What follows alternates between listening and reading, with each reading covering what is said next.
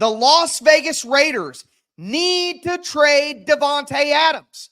That and more on today's edition of Locked On NFL. The new Locked On NFL. The madman Tyler Rowland is your double shot of NFL espresso with the Locked On local experts on every major story. Get ready. Rowland is revving up. The new Locked On NFL starts now. Locked On Podcast Network. Your team every day.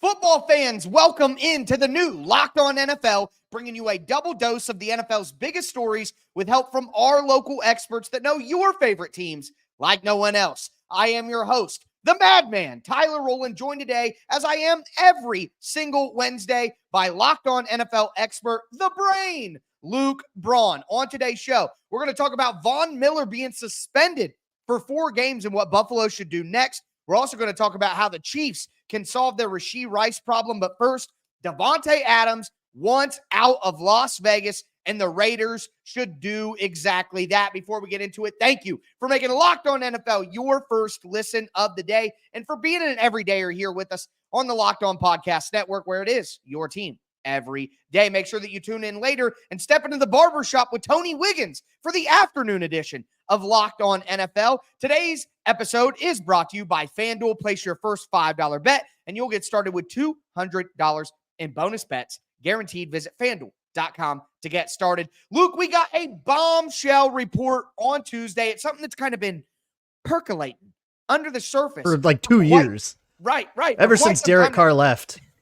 Well, it feels like since Davante Adams arrived in Vegas, there have been conversations about getting him out of Vegas. And according to Mike Garofalo from the NFL Network, that's exactly what Davante Adams is ready to do now. He is looking at a potential trade. It's nothing where he is demanding a trade, but it's definitely something where Adams is willing to go. And I think that's what the Raiders need to do here. Now, they're 2-2. They can tell themselves that, hey, we're a competitive football team, but you got Gardner Minshew or Aiden O'Connell at quarterback. This is a rebuilding year for the Raiders. They need to get a new quarterback in the draft. It's better for them to have a higher pick. And Adams is a guy who wants to win right now. So I think that it's pretty clear that the Raiders and Davante Adams should both want a mutual parting of ways.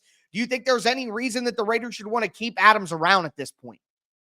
I mean, I feel like the Raiders should want to keep Adams around because I don't know what else they have to kind of nurture. They're really trying to develop like Aiden O'Connell behind Gardner Minshew as well. Like, where are the Raiders then? What are they? I guess for a quarterback.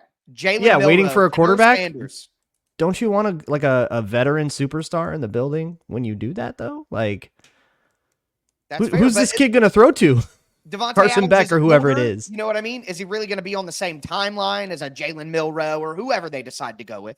No, but don't you want to have like that veteran guy can be really important? Like this was the idea of having like Adam Thielen in Carolina, right? He's not going to be in his prime, but you got to like having that guy who's seen a thing or two, seen a little bit of battle, right? Can be helpful. But at the end of the day, if Davante wants out, then you can't force that. So it's a moot point. You're cooked. He's wanted out. I mean, he like very clearly wanted out all last year. We saw that in the Netflix receiver show. Like that was very apparent. And the show, I think even like the edit, like made it like the main story of Davante Adams was him wanting a trade or not. And yeah, I mean, the Raiders are going nowhere. Davante wants a ring. So I get it. But also it's hard in the middle of the season. You don't exactly get the most choice of where you go to because only certain kinds of teams are even going to be asking. Yeah, and there's contract stuff, and he may not have a lot of guaranteed money left on his deal after this season, but, he's still making a pretty good salary this year. I think one of the things, though, on the flip side of, yes, you do want a veteran to kind of help your young quarterback. I think that's 100% true, but Davante Adams has shown us in that Netflix series kind of that he may not be like the best locker room presence at this point. And your boy Q from Locked On Raiders talked about maybe some of the accountability issues there. I don't know how much more accountability he's going to put on other players, but I think that at least he, was able to step up and do that and let it be known that kind of effort will not be tolerated. And really, there was a few guys that you could have looked at, throughout the course of the game last week that you say, yeah, maybe the effort wasn't 100%. And I say it all the time, Davante Adams and his blocking is not very good. but obviously Davante Adams is Davante Adams. So the Raiders don't have him to be a good blocker, but you would like to see him give 100% effort on blocking. And even when that interception happened last week, he didn't chase down the DB like he should have. He finally got into it, but it's not like he was really hustling up afterwards. So, it's just the accountability. It does make for an interesting conversation of help your young quarterback when you get him this year versus, hurting the locker room with the attitude. But let's spin forward here, Luke, looking at some teams who could be interested in Davante Adams. Obviously at the top of the list is the New York Jets, the Aaron Rodgers connection. I don't know how much Davante Adams is going to help the Jets. Obviously it's good, but they can't even get the ball to Garrett Wilson on a consistent basis because Nathaniel Hackett is such a miserable offensive coordinator. The Commander team that was rumored before the year. Are there some other teams who you think should be interested in Davante Adams, should consider going to make a trade? Yeah, the Jets are tough because they would have to move some money around to make that work. They wouldn't have to do a lot. They do have almost enough cap space. They have 16 mil, and Davante Adams costs like 16 and change. So they almost have enough, but then you still would want like 2 or 3 million around for, we got to get a street free agent because someone got hurt, that kind of stuff. Those little things add up, so you do want a few million. So you'd have to move a little money around. They could do that. I have a spicy one, though. And I think they're not going to like me for it, okay? But maybe the Bears need a little bit more help than they thought around Caleb Williams. You want to talk about bringing a young guy along. DJ Moore is not doing enough for the Bears right now. Shane Waldron victim. Yeah, maybe a Shane Waldron victim, but look, if you watch the QB school videos, okay, there's some problems. There's also body language issues. Like DJ Moore might not be happy, and I don't know if you can rely on him. And I don't know if that means DJ Moore goes the other way in the trade, or if you just kind of say, okay, we're bringing in a guy so that we don't have to rely on you as much. Keenan Allen is not the guy he used to be. He's still, again, veteran presence to bring the rookie along, helpful locker room thing. Keenan Allen's a great guy. But how much is he giving you, right? I think you're starting to see Rome Odunze come forward and become the number one he is supposed to be. And I think in a month's time, he's going to be the inarguable number one in Chicago. I think he kind of already is. And it's just that we haven't quite seen the stats yet, but in a while it's going to be there, but you needed somebody opposite of that. Otherwise it's just going to, like, defending the Bears is just going to be about defending one guy and letting whoever your good cornerback is clamp up DJ Moore. That's a little too easy. Kind of like it for Chicago. Okay, I think that's putting way too many eggs into one basket with Keenan Allen on the trade. You use a second first-round pick on Odunze. You're paying. They gave DJ Moore brand new money before the year. I understand. And they still can't pass the ball. I don't take your losses, right? Well, my thing is, I don't think the problem is the wide receiver talent. I think that's a Shane Waldron issue. And Jackson Smith and Jigba tried to warn us before the year about the usage. You look at the route concepts. You look at the routes. Yeah, we'll get him a center too, and then get him but some interior line help. But I think that the Commanders could be a very good fit. Jaden Daniels has a connection there. I think that Terry McLaurin's a good player, but outside of Terry McLaurin, they don't have a lot of wide receivers that are going to impress you. So you get Davante Adams there. They're a team that's on the up and up. I think that could excite him. I think a team like Baltimore could still use some wide receiver help. I think a team like Pittsburgh could still use some wide receiver help. So I think there are a lot of teams out there that would be interesting for Davante Adams. How did we not think about the Saints chasing Derek Carr again? Ooh, reuniting the friendship. Well, I think they got Olave, and then Rashid Shaheed? Shaheed's been very good. You look at all the analytics. Shaheed's been better than Olave this year so far. But yeah, I mean, it's teams that have shown some promise early on that could look to load up going forward. And I think a lot of those teams would have to move money around too, but we know the Saints are very willing to do that. Oh, yes. Yes, they are. And a couple of restructures, and you're where you need to be. We have learned that quite a bit. Just kick that can down the road, ladies and gentlemen. But with that being said, Davante Adams is ready to go. I think he should go. I think there's going to be partners out there for him. But Kansas City needs a wide receiver. I'm going to tell you why. They're not going to be able to get Davante Adams, but there are some other good options that they can get their hands on. First, do want to let you guys know that today's episode is brought to you by PrizePicks. PrizePicks is the easiest and most exciting way to play daily fantasy sports. That's why they have over 10 million members and billions of dollars in awarded winnings. All you do on PrizePicks is pick more or less with at least 2 players, and you have a shot to win up to 100 times your cash. Run your game all season long on PrizePicks. So, just to give you some mock examples that come to the top of the mind: Patrick Mahomes, 225 passing yards; Travis Kelce, 3.5 catches; Carson Steele, a half a fumble. You never know. All you do is you put a lineup of 2 to 6 players together and say whether the players are going to do more or less than the PrizePicks projection. And again, if you win, you can hit up to 100 times your cash. So make sure that you download the PrizePicks app today. Use the code LOCKEDONNFL to get $50 instantly when you play your first $5 lineup. It's PrizePicks. Run your game.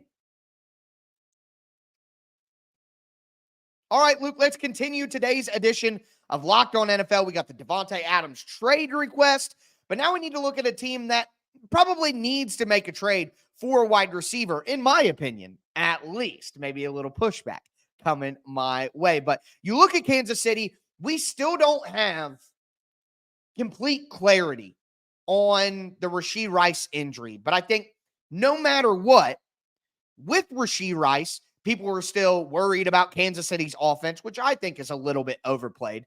But without Rashee Rice, who has been really good throughout the first month of the season, I think Kansas City certainly needs some additional help, especially if it does turn out to be an ACL and he's out for the entire season. Marquise Brown, Hollywood Brown may not come back either. And then you're really relying on first-round pick Xavier Worthy, who has explosive speed, but I don't know if you can rely on him to be a consistent threat all year long. I don't even think he has more than 10 catches on the year at this point. So for me, I think that Kansas City needs to make a move for a wide receiver. I know that maybe you're not as certain of that. All right. It's Mahomes. I mean, they're 4-0, right? Like, it's True. they're doing okay. I think With other Rashee teams Rice, have bigger though, problems. Yeah. So you bring up Xavier Worthy, and to me, there are some guys in the league who exist to get 2 catches for 2 touchdowns, and 75 yards. Like, sometimes that's Jameson the guy Williams. that you are. And I mean, you're Deshaun Jackson's, right? If you want it, that's the mold, right? Sometimes a guy is a Deshaun Jackson, a fantasy boomer buster that is only that makes an impact, and it's just that impact comes in specific explosives rather than being a guy like one I'm familiar with, KJ Osborne, who was always good for a 7-yard catch on 2nd down and 10. It's not going to break the bank. That's not going to impact, that's not going to change the game, but it's a role and it's there. So I see that it's a role and it's there. But I think throughout history, we have seen that the greats, the true greats, which Mahomes is obviously part of that, can win with whoever. I see Tom Brady winning championships with a bunch of whoever's. Peyton Manning setting records, throwing to Austin Collie, that kind of stuff. Right. And the name on the back of the jersey stops mattering too when you get into Mahomes improv mode, where you just have to know the scramble rules, and it's just about, can a guy execute? So I don't know if they should look in desperation. Not to mention, whatever you can still get out of Kelce at this juncture in his career. I think the Chiefs can also run better than you might know them to, because they just haven't been running because Andy Reid's a madman. But I do think that you can kind of sit back and lean on Isaiah Pacheco. And you can lean on Isaiah Pacheco. You can lean on whatever you're doing there. Like, it's going to be okay. If you're the Chiefs, don't worry about it. You have Mahomes. You're going to be all right. Well, I appreciate that angle on this, but obviously, Luke, I disagree. I think that they need a little bit more. They at least had Rashee Rice last year when they were going, and I don't know that. I'm sorry, I meant Carson Steele. I forgot Pacheco was hurt. Fair enough. Sorry, but the point remains. But it would be easy to make the connection of, you just talked about Davante Adams wanting a trade. Kansas City needs a wide receiver, but there is just no way in my mind that Las Vegas is trading Davante Adams to their division rival Kansas City Chiefs. But I think a team that could potentially make a trade is the Cleveland Browns with Amari Cooper. And there's Been some trade talk before, and my guy Jeff from Locked On Browns talked about something kind of like that. Would the Browns possibly consider one more opportunity at maybe moving Amari Cooper? And moving Amari Cooper to the Kansas City Chiefs, it satisfies the issues that the Kansas City Chiefs have as far as their top receiver. The Browns, it's a clogged room at wide receiver right now. And if you've heard me talk over the last couple of weeks, some of the problem I think they're having issues with is, and it's not like they're too good, obviously, because 1-3, they're not throwing for 200 yards a game. It's certainly, you can't use the word too good, or they're too deep. But because Amari Cooper, in the last year of his deal, he's got nothing on paper for 2025. So there's probably got to be an extremely good possibility that maybe Amari Cooper moves on after this season. 1-3, Jeff makes a great point about the contract. I think a lot of these moves come down to the money. Like, people worry too much about like so fit hard stuff. in season. You're like looking at like, hey, he doesn't have guaranteed money after the year. He's probably leaving anyway. Let's get a little something. These deals maybe don't happen right now because hope springs eternal still through the first month. But if we go a couple more weeks and the Browns are, 1-5 or 2-6 or something like that, I think Amari Cooper would make a ton of sense for the Kansas City Chiefs. Yeah, and so Amari Cooper's about to leave a giant dead cap hit, and the only thing the Browns can do about that is extend him, which I don't think is in the cards. So that's going to hit no matter what. Trading him won't change that, and he carries like an $8 million hit. It's not going to be that hard for the Chiefs to make that space. They do have to move some stuff around. Yeah, maybe give something back, or they're just going to have to restructure a contract. It wouldn't be hard to do that contract wise. It's just a matter of how dire do you feel this is? Do the Chiefs feel that right now the difference between what they are and what they are with Amari Cooper for 1 year, by the way, is worth, a third round pick or whatever it is that you would send, and, starting to sort of eat into those future assets for 1 year of right now. What is left would be worth it. But do they feel that the difference in probability, right? Do they feel that their chances to three-peat are all that different versus, just saying, okay, let's just rock this with whatever we can get from Juju Smith-Schuster and trust that Mahomes is going to do Mahomes stuff.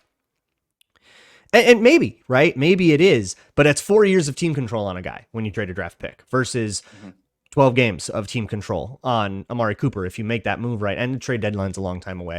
I don't know if this thing necessarily happens now. But, you're talking about a fraction of a season, which is why the draft pick probably won't be as big as you would think, because he's going to go hit free agency. But it was a fifth-round pick when they got him from Dallas, but Dallas just didn't want to pay him. What I would interject and say is Kansas City has an extra third-round pick because of the L'Jarius Sneed trade they made with the Titans. So, to me, that gives them a little bit more wiggle room to maybe make some kind of move. And look, I do want to mention a couple other guys, one of them being Christian Kirk from the Jacksonville Jaguars, and Tony Wiggins from Locked On Jags with the Jags at 0-4. Thinks that maybe not be too crazy. Oh, man. As the Jacksonville Jaguars continue to spiral down, as they now have the worst record in the National Football League, they're the only team without a win, it might come across some people's minds that they need to start getting rid of some of the pieces and parts that they have. I'm Tony Wiggins with Locked On Jaguars. Christian Kirk, wide receiver Christian Kirk comes to mind. He's in the third year of a 4-year deal. A lot of people thought he got overpaid, but he's played well enough to justify the deal. But now you're going to get into a situation where you get into even more money next year when he won't be the clear number one. Obviously, they have Brian Thomas Jr. Therefore, what's going to happen is they may decide to move on. And I think Christian Kirk would be really, really good for a contender as a sure-handed 2B, maybe wide receiver 3. He could help a team like Kansas City really, really get across the finish line. It's Tony Wiggins with Locked On Jaguars. Make sure you check in every single day on Locked On Jaguars, where it's your team every day.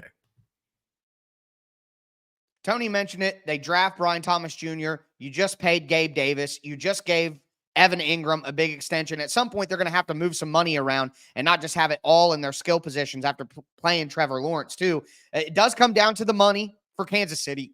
I get that. But out of Cooper and Kirk, which do you think would be a better fit for Kansas City right now? Cooper. I think just that a little bit of separation. Kirk's an explosive player, but I think a little bit of separation, a little bit of that veteran. Again, you got to know a scramble drill.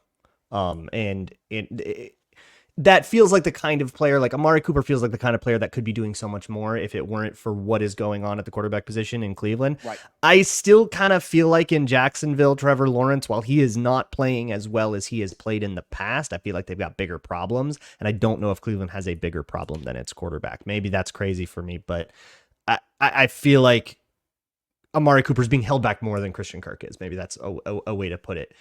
But I do want to throw one more name I just in. don't know what you do if you're Jacksonville.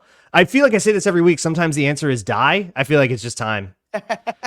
Yeah, well, Sorry, I Jax. agree with you there. It's like, oh, you need to figure out what it's like, with quarterbacks, you need to figure out what you have in him. Well, sometimes you don't want that answer. You don't really want it. But We just need to suffer a little bit here, Jax. Like, it's going to be speaking bad. of that, Sorry, though, there's no way out. quickly, rapid fire. DeAndre Hopkins, Tennessee Titans. His deal is up after the year. If I threw DeAndre Hopkins into this conversation, would you say that Hopkins made more sense than Cooper for Kansas City? I think that he would. You don't want to pay because you're probably, I mean, he's old, 1 year left. You're sending a late day 3 pick. So if you want to go kind of a cheaper route, but still have that veteran experience, you could maybe try to do that. Titans have a bye week, and then they have Colts, Bills, Lions. The Titans could be looking at 1-6. And if that happens, I think it's time to trade DeAndre Hopkins, and Kansas City makes sense. But the Buffalo Bills are going to be without Von Miller, who was suspended for 4 games. Might be a trade that can help Buffalo as well. Do want to let you guys know that today's episode is brought to you by FanDuel Sportsbook. Hey, NFL fans. Yes, you, NFL fans. You can start the season, second quarter of the season at least, with a big return on FanDuel, America's #1 sportsbook. So when you get a hunch in the middle of a game, you can go check out the latest stats. You can view live play-by-play and so much more on the same exact page where you place your bets. It is an all-encompassing hub of football information. And right now on America's #1 sportsbook, FanDuel, you'll get started with $200. That's $200 in bonus bets guaranteed when you place your first $5 bet. So make sure that you go take advantage of the offer on FanDuel and go to FanDuel.com. All right, Luke, we're going to cap off today's edition of Locked On NFL. Make sure that you tune in this afternoon for the Barbershop with Tony Wiggins, the second edition of Locked On NFL. It's your team every day here on the Locked On Podcast Network, so make sure that you get subscribed and stay subscribed. We talked about the Davante Adams trade request. We talked about Kansas City's need or maybe not need at wide receiver. Now we got to talk about the other big news that happened on Tuesday in the NFL. Buffalo Bills edge rusher Von Miller suspended for 4 games due to a personal conduct policy violation. There's some rumors out there that it stems from an incident with his girlfriend back in November of 2023. That's about as much as I want to talk about, why this is happening, quite honestly. But the reality is Buffalo is coming off a shellacking by the Baltimore Ravens, 34-10. The pass rush had been pretty good throughout the first 3 weeks of the season. They didn't really get to Lamar Jackson all that much. Von Miller already an older player. And one thing that I would say, Luke, is edge rusher is one of those positions, in my opinion, that when a team does go all in, edge rusher seems to be one of those spots that teams focus on to get reinforcements at. So to me, it's high in my mind of, teams go get somebody who can really make an impact, and that obviously can be at the edge. So it may be something that Buffalo needs to do anyways, or would want to do anyways, whether Von Miller is suspended for 4 games or not. But there's a guy in New York already who still hasn't hit the field who could make sense, and that's Hassan Reddick, because at this stage in the game, Reddick ain't getting new money from the Jets. So he may say, hey, I may not get my new money, but I'm not coming back to play for you guys because you did me. He feels like they lied to him about what they were going to do after the trade. They kind of did. They kind of did. So it could just be a personal vendetta of, hey, I may not get the new money that I want, but I'm certainly not coming back to play for you. So I'll go play for Buffalo if you trade me over there.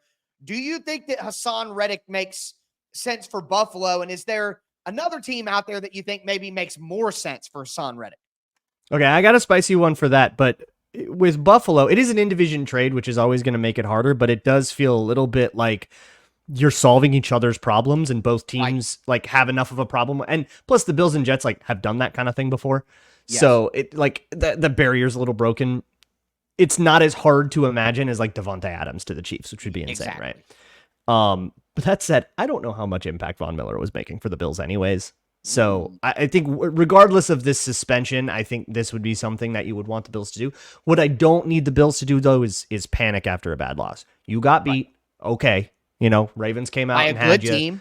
They found problems in your defense and they got there. And yeah, the pass rush wasn't great, but they had, I think, bigger problems in their secondary. I don't know if this needs to be the priority for the Bills, but yeah, if they're going to go, you know, feel their window closing in on them and make a panic move, this would be that move. That's the way that I would see it. And you're kind of letting the Jets out of this terrible situation that they've gotten themselves into. Right. So I don't know if I could see Buffalo wanting it that bad. And I don't know if it's the thing that like they need to do just because this is the thing in the headlines right now.